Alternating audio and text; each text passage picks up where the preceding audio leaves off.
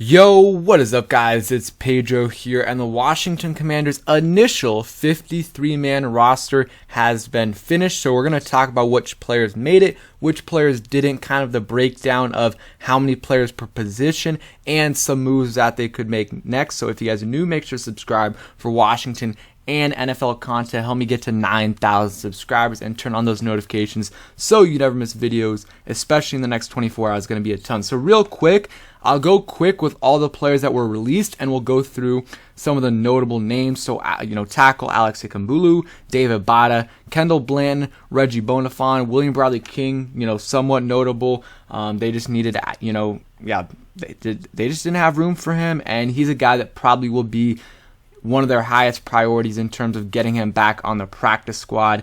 Tyler Clark, Matt Cole, Corn Elder, Alex Erickson, Farrod Gardner, Justin Hamilton, Jake Hausman, Khaleke Hudson, Danny Johnson, Nolan Laufenberg, Wes Martin, Carrick McCown, Mark Michelle, Aaron Montero, DeJuan Neal, Jacob Punasek, Stephen Parker, Jarrett Patterson, John Toth, and Trey Walker.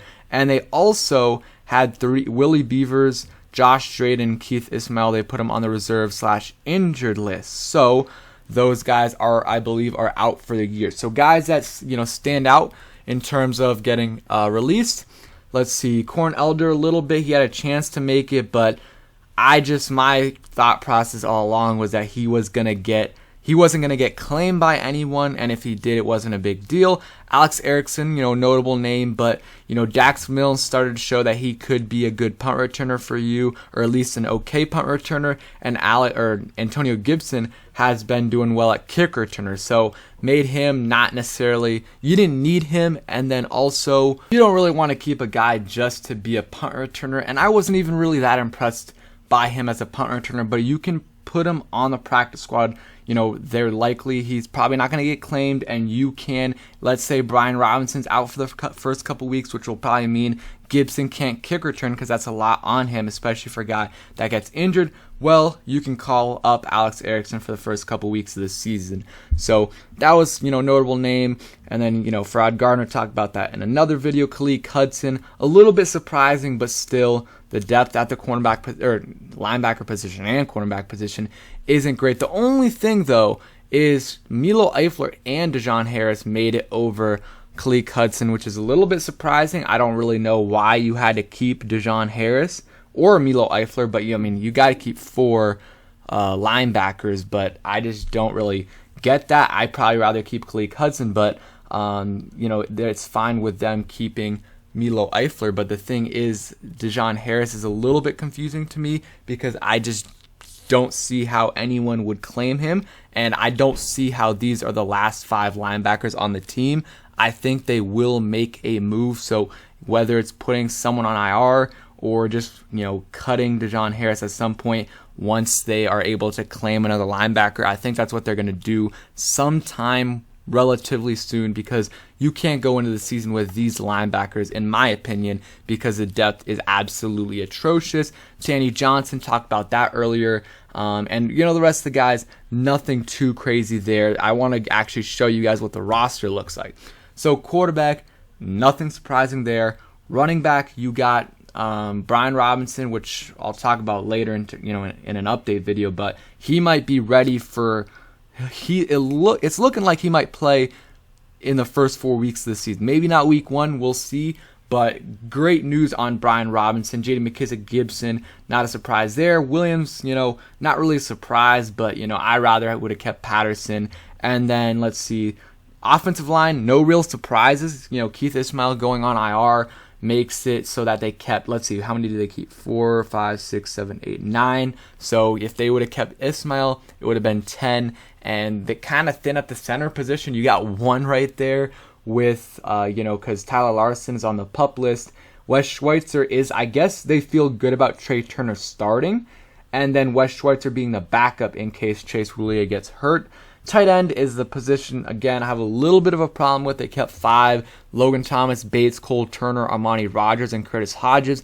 Don't see the need for 5, but there's no way, I don't think, you can go into the season with 5 tight ends. Maybe on the initial 53, I think Curtis Hodges is dealing with an injury right now, so you could put him on IR and he misses the first 4 games of the season minimum, but you still maintain control over him, which is good. But maybe they thought Curtis Hodges would get claimed because of what he did in the preseason and camp, but he also went undrafted. So that's my only really complaint with the offense besides Patterson is keeping 5 tight ends. I don't think you need that because it looks like Bates, Turner, and Logan Thomas are coming back pretty soon. So that's it right there. And the receivers, you got Diami, Terry, Dax, Curtis, Cam Sims, Jahan. I love that. That's what I would have done, and that's what they did. Didn't see the need to keep Alex Erickson, so great moves there. And then at the D-line, you got James Smith-Williams, Effie Obata, Shaka Toney, Allen, Mathis, Payne, Wise,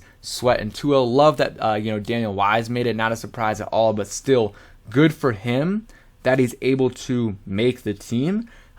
He's been, last year played pretty well, and in the preseason so far, he's played, he played not so far, but in the preseason, he played really well overall. They decided to keep 9. I was thinking maybe 10 with William Bradley King, but besides that, no surprise on the line. Shaka Toney made it.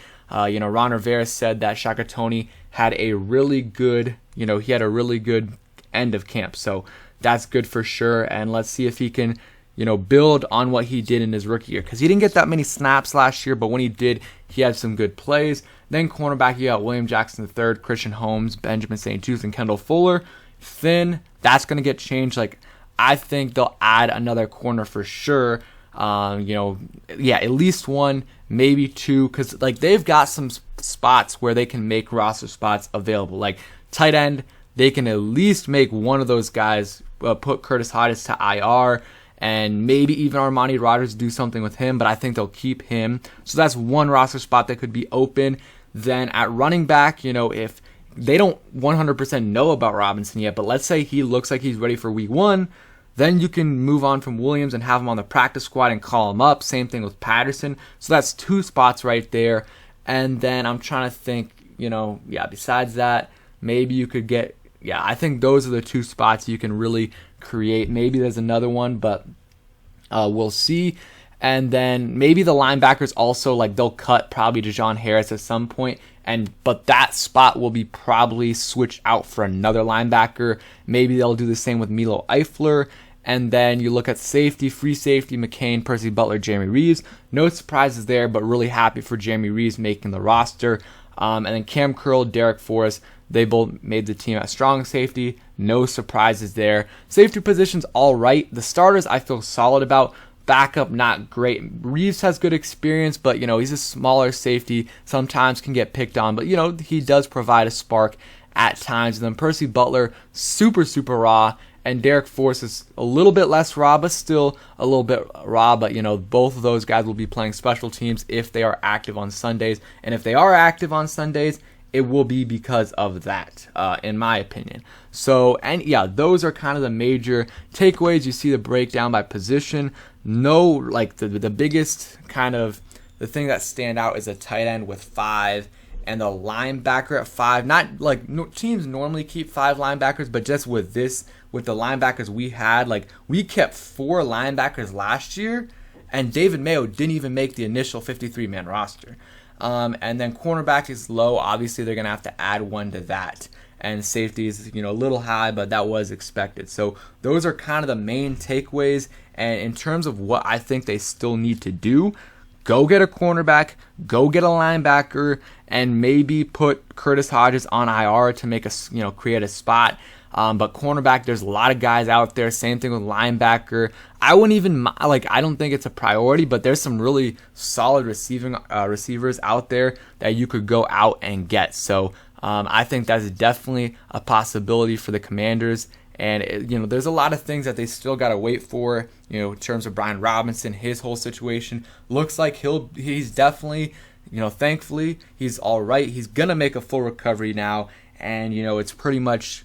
They said he's playing this year, basically. Unless something crazy happens, he's going to play this year and likely going to play in the first 4 weeks-ish of the season. Maybe not the first 4 weeks, and if that happens, they'll put him on the non-football injury list, and that will also create a roster spot for them as well. So that is something to monitor. Practice squad teams, I don't know if that's today or tomorrow, but that's going to happen soon. So a lot of things to pay attention to, like in terms of who do they put on IR to make roster spots, what happens with Robinson, what players they bring in, stuff like that. So that is it for today's video. Hope you guys enjoyed. If you did, hit that like button, subscribe if you guys are new, and peace.